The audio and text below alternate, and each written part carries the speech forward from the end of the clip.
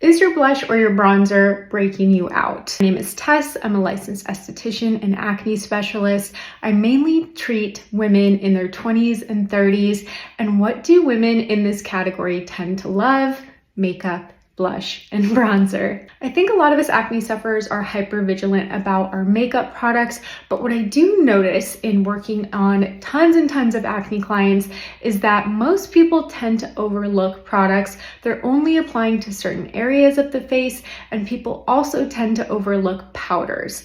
Unfortunately, blush and bronzer can be some of the worst offenders for acne prone people because of red dyes. Do you know that some red dyes like red dye number 9, 27, and 40 are at the very top of the comedogenic scale. While the comedogenic scale is not perfect, I do pay attention to ingredients at the very top of the list, aka absolute cloggers. And red dyes, unfortunately, are at the top of the list, and they tend to be in all of our blushes and bronzers because they give these makeup products pigment.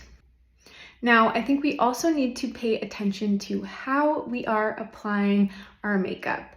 And I think most people are probably guilty of not washing their brushes often enough or well enough. And I hate to be the bearer of bad news, but it is recommended to clean your makeup brushes after every use if you are acne prone. We do know that bacteria is fuel to the acne flame, so it's very important that you keep your brushes sanitary, don't share them with others, and be hyper vigilant about how you store them. Store them in a closed container.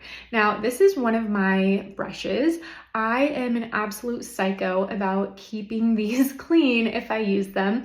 I clean them after every use. However, what I noticed upon some further investigation, even though I cleaned this very well and I kept it in a closed container, I do see some little dust particles. I see some makeup residue, some dirt and debris, and that is just what is visible at the top of this brush. So imagine all that is not visible. Other issue I have with brushes is that when we are applying them, some of them can produce a little bit of friction on the skin. If you are experiencing irritation, or you can actually feel some sensitivity from using certain brushes, they may be too irritating for your skin, and that could actually inflame the follicle and therefore cause acne.